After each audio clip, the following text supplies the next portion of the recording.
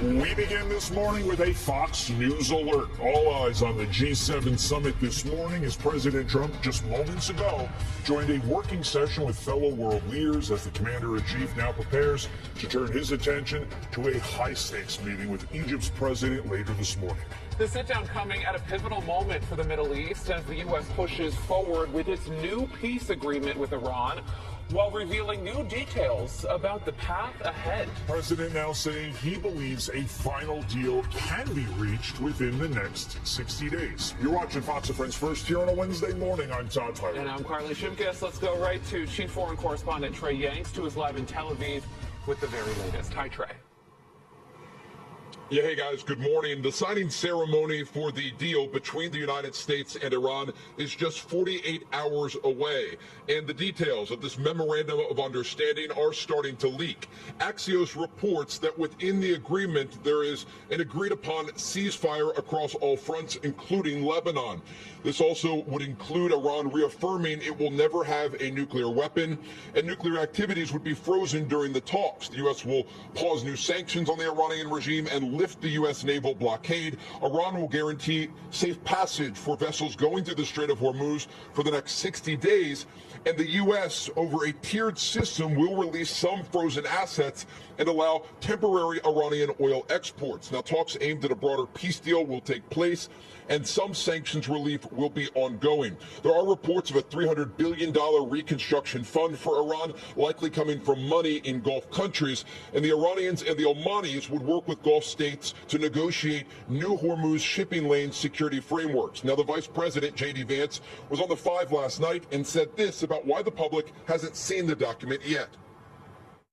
Why can't you or won't you release that document now? Yeah, so there's some diplomatic procedure at work here where the Qataris and the Pakistanis have been mediating this entire negotiation with the Iranians, and they've asked us effectively to sequence the way that we roll this out. I frankly don't understand it. We'd be happy to release the agreement today or tomorrow. We may release it as late as Friday. The largest X factor here is Iran's nuclear program. Over the next 60 days, the details of the program are set to be discussed. But in the past, the Iranians have been unwilling to make serious concessions. Now, President Trump said Tuesday the U.S. will go into Iran, get the highly enriched uranium, and destroy it. It's not clear if Iran has agreed to this point. Iran will be just fine. What's happening is that at an appropriate time, there's no rush at all. We have cameras from space on it. We know everybody that goes there, which is like nobody. The B-2 bombers hit it. The entire mountain collapsed inside it. It's a very tough excavation. Nobody else can do it but us and probably China. They have the equipment, we have the equipment. We're in no rush, but we get it, and when we get it, we'll destroy it. A lot of questions do remain about this memorandum of understanding between the United States and Iran. One has to do with Lebanon. Just last night, the IRGC command issued a new warning that if Israel continues to strike Hezbollah in Lebanon, that there will be a response from the Iranians. There are also reports of drone attacks toward commercial shipping vessels in the Strait of Hormuz. And so a lot of moving parts here and real questions about if the agreement can hold, again, just 48 hours away from the signing ceremony. Guys? Yeah, Trey, and to that point, so Iranian officials are still clearly saying that this agreement would require Israel to withdraw from Lebanon and stop fighting back against Hezbollah. So does making Hezbollah a major part of this agreement indicate how seriously they are still all in on funding their terror proxies? And this could be coming at a time when they're about to receive some economic benefit in signing this deal. Yeah, absolutely. And when you enter into this new round of negotiations in a 60-day period, there are questions not just about Iran's nuclear program, but also about their support of regional proxies like the Houthis in Yemen and also Hezbollah in Lebanon, along with their expanding ballistic missile program. Despite the fact that many of the production lines were hit in U.S. and Israeli strikes during Operation Epic Fury, this is still a major concern for the region, not just U.S. ally Israel, but these Gulf countries that came under attack and also U.S. forces that were targeted by Iranian ballistic missiles. And so a lot on the table here still to be worked out. And it appears that U.S. officials have assurances from negotiators from Qatar and Pakistan about how this process will go. And we also know that technical details are being discussed today in Doha, Qatar, not only for the signing ceremony, but also the time frame to enter into these detailed discussions. Trey, there's a point in this reported deal that is not really being talked about, but I think our audience, considering we have a lot of parents and service members that watch our program, United States would withdraw its forces from the region within 30 days. What does that mean? I mean, we've been in the Middle East as the region for decades, if not more. So how far does that quote-unquote region extend? Are we talking about our massive naval presence there being sort of pared down and brought further away from the strait, or is there something else I'm missing here? Here's what I understand about this line item within some of the agreement that was leaked to different media outlets overnight.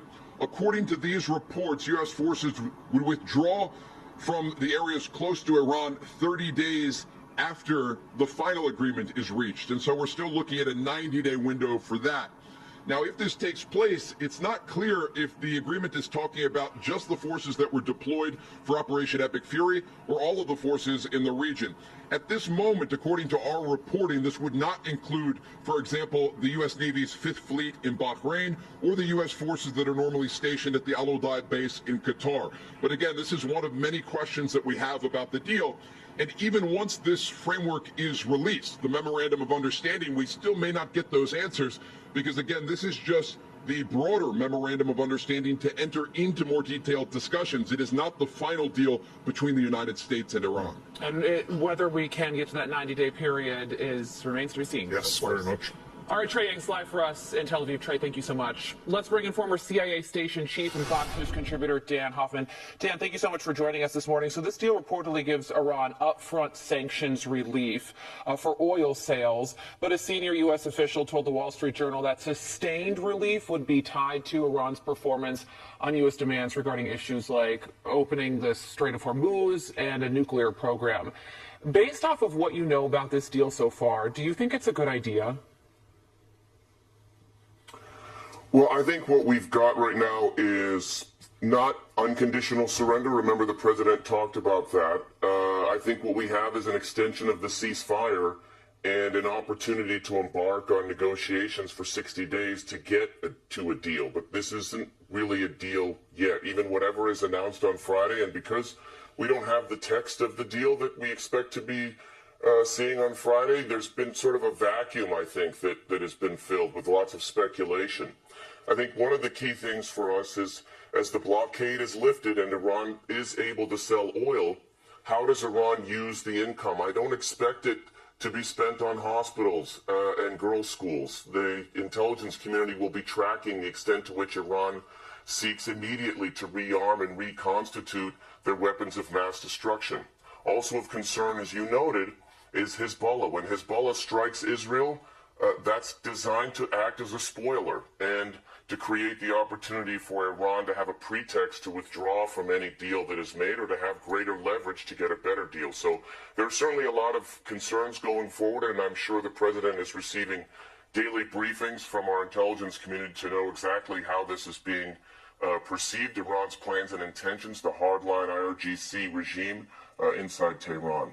When it comes to the money, the vice president is on somewhat of a PR tour to explain exactly what the money does and does not do and where the money comes from. Let's listen to him.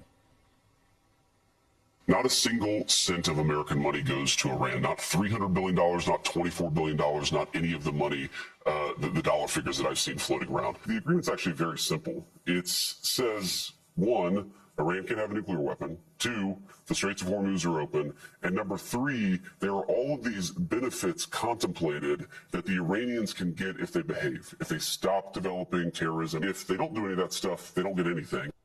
Okay, Dan, let's say Iran abides by every single one of these terms, which of course we well know is a very big if. They then get their investment. What happens, say, 5, 10, 15, 20 years down the line when we have no idea who's going to be in our White House?